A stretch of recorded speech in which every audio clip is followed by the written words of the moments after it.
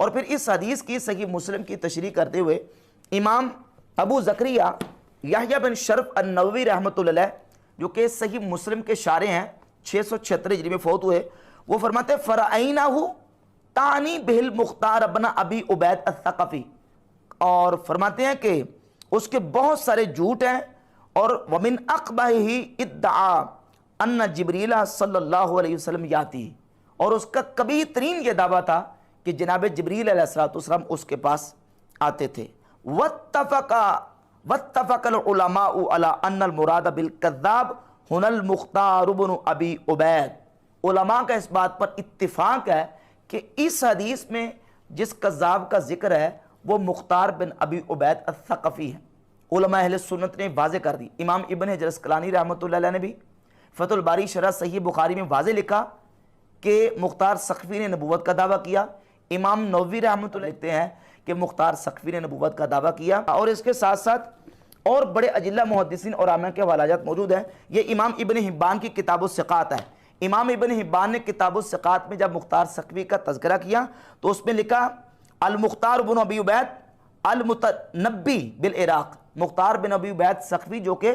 عراق میں نبوت کا دعویٰ کرنے والا تھا، تو اس کے نبوت کے دعوے کے اوپر تو ہمارے ائمہ متفق ہیں کہ اس نے نبوت کا دعویٰ کیا ہے۔ مختار الثقفی خلافت کا دعوے دار تھا۔ جماعت مخالفین نے ادعا کیا ہے کہ وہ نبوت کا مدعی تھا، یعنی ہم نہیں کہتے کہ وہ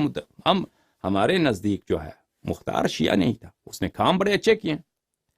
تو اس طرح نہیں ہے کہ کوئی شیعہ نہ ہو کہ وہ اچھا کام نہیں کر سکتا، غیر شیعہ بھی اچھا کام کر سکتا ہے۔ اس نے اپنے سیاست کے بنا پر یا جو بھی طریقہ کار تھا، اس نے امام حسین علیہ السلام کے قاتلین کو اس نے جہنم حاصل کیا، بہت اچھا کام کیا، یہ بہت اچھا کام کیا، اور اس کی وجہ سے امام حسین علیہ السلام اس کو جنت میں بھی داخل کر دیں گے، روایت ہے ہمارے پاس، وہ شیعہ نہ ہو کر بھی جنت جائے گا اسی کام کی وجہ سے۔ ہمارے نزدیک وہ نبوت کا مدعی نہیں تھا۔ جماعت مخالفین نے ادعا کیا ہے کہ وہ اس نے نبوت کا ادعا کیا تھا، کیونکہ اس کا جھگڑا چل رہا تھا کس سے؟ بنی امیہ سے، اور ان کے احادیث جو ہے بنی امیہ کے فلٹر سے، تواریخ ان کا بنی امیہ کے فلٹر سے گزر کے آ رہا ہے۔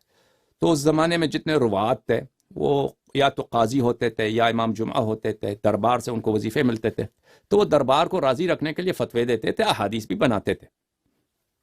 جیسے انہوں نے یہ خلافت کا یہ رکن بنا دیا کہ خلیفہ بالقہر والغلبہ بالسیف بھی آ جائے، فاسق بھی ہو وہ خلیفہ بنتا ہے، تو یہ کوئی شرعی بات تو نہیں ہے، یہ خلفاء نے اپنے زور سے جو ہے علماء سے اس کو بات کو اسلام کا جز بنوایا۔ تو اس کے متعلق یہ ہے کہ اس نے نبوت کا بھی دعویٰ کیا ہے۔ تو ان کے نزدیک عامر ابن واثلہ، ابو الطفیل عامر ابن واثلہ صحابی ہے، اس کا کیا تھا، اس کا کمانڈر تھا، وہ کمانڈر بھی تھا، اس کا تلوار بھی، اس کا سپہ سالار بھی تھا، اس کے پیچھے نماز بھی پڑھتا تھا۔ عبداللہ ابن عمر کئی صحابہ نے اس کے پیچھے نماز بھی پڑھے۔ وہی شخص جو کیا ہے، جو یعنی فسق، یہ حد دیکھیں کہ بالکل فسق نہیں ہے، کفر ہے جو نبوت کا ادعا کرے۔ یعنی خلیفہ یہ بھی ہو سکتا ہے کہ اتنا فاسق فاجر کہ وہ کفر کی حد تک، میں نہیں کہتا کہ یہ کہتے ہیں کہ کافر بھی خلیفہ بن سکتا ہے، نہیں کہتا، لیکن تواریخ میں یہ بھی ملتا ہے کہ ایسے لوگوں کو بھی انہوں نے خلیفے کے طور پہ قبول کیا ہے کہ ان کی یہ حالت تھی فسق و فجور کی۔ کیونکہ اگر آدمی کافر بھی ہے نا تو اس کے پیچھے نماز ہو سکتی ہے آپ کے مذہب میں، کافر کے پیچھے بھی۔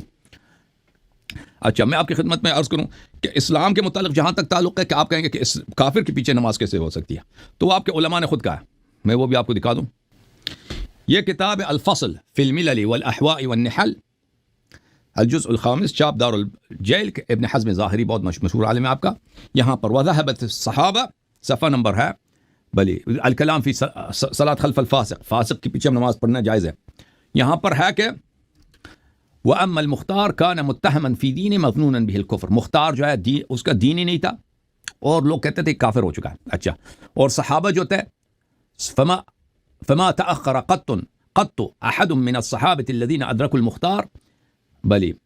ابن عبيد والحجاج وعبيد الله بن زياد وحبيش بن دلجة وغيرهم عن الصلاة خلفهم، وهؤلاء أفسق الفساق۔ جن صحابہ نے ان لوگوں کو دیکھا ہے، ابن عبید کو دیکھا ہے، حجاج کو دیکھا ہے، عبید اللہ ابن مرجانہ کو دیکھا ہے، فلان فلان، یہ تو افسق فساق تھے، اور مختار کافر بھی تھا، ان کے پیچھے سب صحابہ نے نماز پڑھی ہے۔ تو آپ کے مذہب میں کافر کے پیچھے بھی نماز ہوتی ہے بھائی.